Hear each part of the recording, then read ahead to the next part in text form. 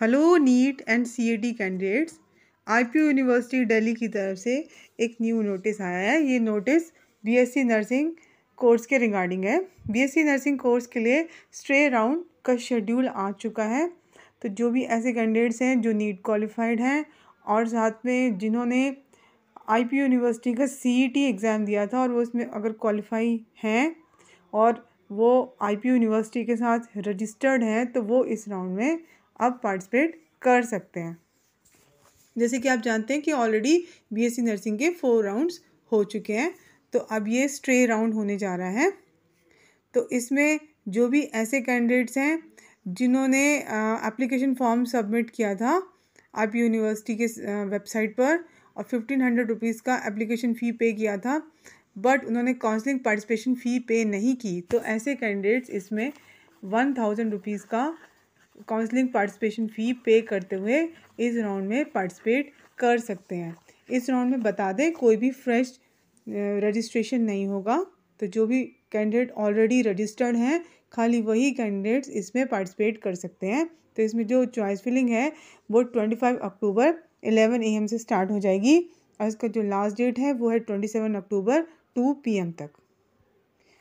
जिन भी कैंडिडेट्स को किसी भी राउंड से एडमिशन मिला है आईपीयू के थ्रू, आईपीयू की काउंसलिंग के थ्रू, अगर वो अपने एडमिशन का ऑनलाइन विड्रॉल करना चाहते हैं तो वो लोग कर सकते हैं। लेकिन ये वो कैंडिडेट होंगे जिन्होंने एडमिशन लिया है और 60,000 की पार्ट एकेडमिक फ़ी पे की थी। तो इसके लिए ऑनलाइन विड्रॉल के लिए जो डेट्स रखी गई हैं वो 28 अक्टूबर 11 AM से लेके 29 अक्टूबर 11:50 PM तक आप लोग अपना ऑनलाइन विड्रॉल कर सकते हैं। इस राउंड का जो रिज़ल्ट है वो 30 अक्टूबर को आ जाएगा।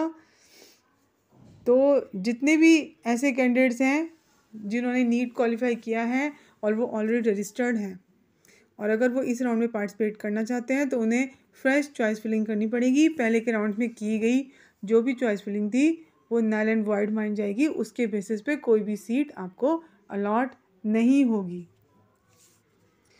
और कैंडिडेट्स को सीट जो है अलॉट होगी ये डिपेंड करता है कि सीट्स की अवेलेबिलिटी कितनी है। सीईटी क्वालिफाइड कैंडिडेट्स के लिए कोई भी सेपरेट कोटा नहीं होगा। यानी कहने का मतलब ये है कि जितनी भी अवेलेबल सीट्स हैं तो उस पर एडमिशन सीईटी और नीट कैंडिडेट्स दोनों को ही मिलेगा, लेकिन सीईटी कैंडिडेट्स के लिए कोई भी अलग से कोटा नहीं रखा गया है। रिजल्ट आने के बाद जिन भी कैंडिडेट्स को सीट अलॉट होगी उन्हें एक पार्ट एकेडमिक फ़ी 60,000 रुपीज़ की पे करनी होगी, जो कि आप net banking, credit card, debit card के थ्रू पे कर सकते हैं और इसका जो लास्ट डेट है वो है 31 अक्टूबर 4 PM तक। और इसके बाद आप अपना जो प्रोविजनल अलॉटमेंट लेटर होता है, ये जो लेटर ऑफ एडमिशन होता है, उसको डाउनलोड कर सकते हैं, प्रिंटिंग कर सकते हैं। उसका जो लास्ट डेट है वो भी 31 अक्टूबर 4:30 PM तक है।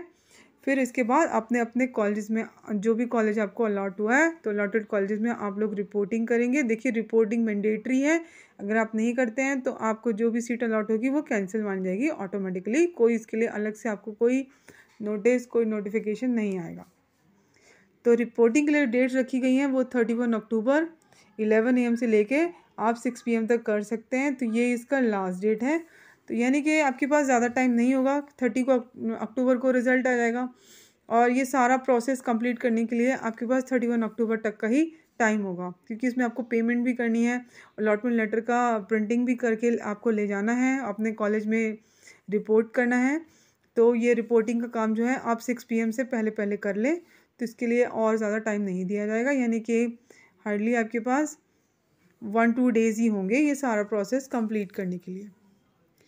तो जैसे ही रिज़ल्ट आ जाएगा तो ये आपको सारी प्रोसेसेस फटाफट कंप्लीट करनी होगी अगर आप इसमें एडमिशन लेना चाहते हैं। कैंडिडेट को सीट अलॉट होगी तो वो लोग अपने अपने अलॉटेड कॉलेजेस में रिपोर्ट करेंगे ताकि आपके डॉक्यूमेंट्स का वेरिफिकेशन हो सके और वहाँ पर आपका देखा जा सके कि जो भी आपने क्वालिफाइंग एग्ज़ाम दिया था, एलिजिबिलिटी, रिज़र्व कैटेगरी का सर्टिफिकेट, आप अगर नीट क्वालिफाइड है तो उसका स्कोर कार्ड और जो भी बैलेंस पार्ट एकेडमिक फ़ी है वो आपको पेमेंट करनी होगी। इसके बाद ही आपका रिपोर्टिंग का प्रोसेस कंप्लीट होगा।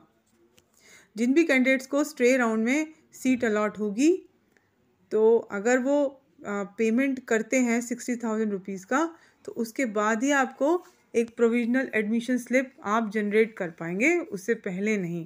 मतलब कि अगर सीट अलॉट हुई है तो आप 60,000 का पेमेंट करेंगे तभी आपको एक एडमिशन स्लिप प्रोविजनल जनरेट कर पाएंगे, अदरवाइज़ नहीं।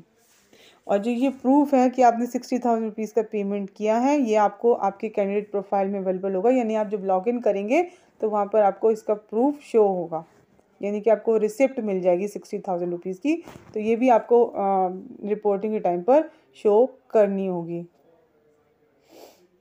तो सभी कैंडिडेट्स को रिपोर्ट और ज्वाइन करना है अपने अपने अलॉटेड कॉलेजेस में, और आपको अपना प्रोविजनल अलॉटमेंट लेटर लेके जाना होगा और सारे ओरिजिनल डॉक्यूमेंट्स वेरिफिकेशन के लिए लेके जाने होंगे, और जो भी बैलेंस फ़ी होगी वो आपको पे करनी होगी। अगर आप ऐसा नहीं करेंगे तो आपका एडमिशन ऑटोमेटिकली कैंसिल माना जाएगा। और जो भी कॉलेजेस हैं वो मार्क करेंगे रिपोर्टेड और नॉन रिपोर्टेड कैंडिडेट्स का स्टेटस ऑनलाइन ही। तो उनका एक एडमिशन पोर्टल होता है जिस पर उनको ये स्टेटस मार्क करना होता है कि कितने कैंडिडेट ने रिपोर्ट किया और कितने नॉन रिपोर्टेड कैंडिडेट्स हैं, और इसकी एक कॉपी जो है वो यूनिवर्सिटी को सबमिट कराएंगे। सारे एडमिशन्स जो भी होंगे प्रोविजनल होंगे।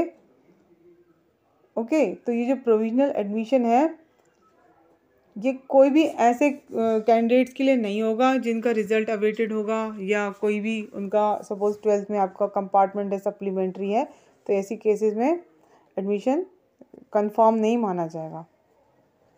और जितने भी कॉलेजेस हैं उनको एक सर्टिफिकेट सबमिट करना होता है एडमिशन ब्रांच को। जो भी रिपोर्टिंग का शेड्यूल है उसके 2 दिन के अंदर अंदर, यानी कि जब रिपोर्टिंग शेड्यूल है उसके बाद 2 डेज़ का टाइम दिया जाएगा कॉलेजेस को, तो वो अपना एक एडमिशन ब्रांच को अपना एक सर्टिफिकेट सबमिट करेंगे कि उनके सारे डॉक्यूमेंट वेरीफाई किए गए हैं। इसमें आपका जो क्वालिफाइंग एग्ज़ाम है वो, जैसे कि नीट है, जिन्होंने नीट दिया है नीट के लिए, जिन्होंने सीईटी एग्ज़ाम दिया है तो वो, अगर कोई रिजर्व कैटेगरी का सर्टिफिकेट है, आपका नीट का स्कोर कार्ड है, तो जितने भी कैंडिडेट्स को सीट अलॉट हुई है तो उनके डॉक्यूमेंट सारे वो लोग वेरीफाई करेंगे, और इसका फिर एक सर्टिफिकेट उनको सबमिट करना होगा कि जितने भी कैंडिडेट को सीट अलॉट हुई है तो उनको, जिनको एडमिशन मिला है, उनको वेरीफाई किया गया है, और इसमें उन्होंने जो पार्ट एकेडमिक फ़ी है रिमेनिंग वो भी पे की है, तभी वो कैंडिडेट्स को माना जाएगा कि वो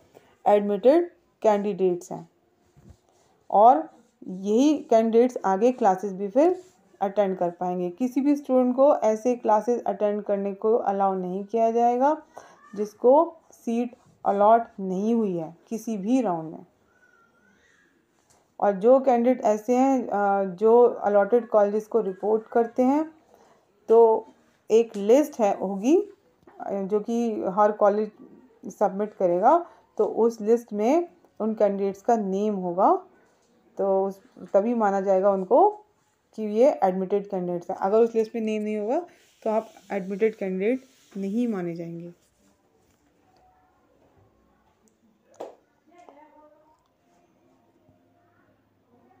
और जितने भी कैंडिडेट रिपोर्ट करेंगे तो उन सब का एनआईसी पोर्टल पर नेम भी शो होगा। तो ये पूरा शेड्यूल है जो कि मैंने आपको बताया। फिर भी आपकी कोई क्वेरी हो तो आप मुझे कमेंट बॉक्स में कमेंट करके पूछ सकते हैं। Thank you.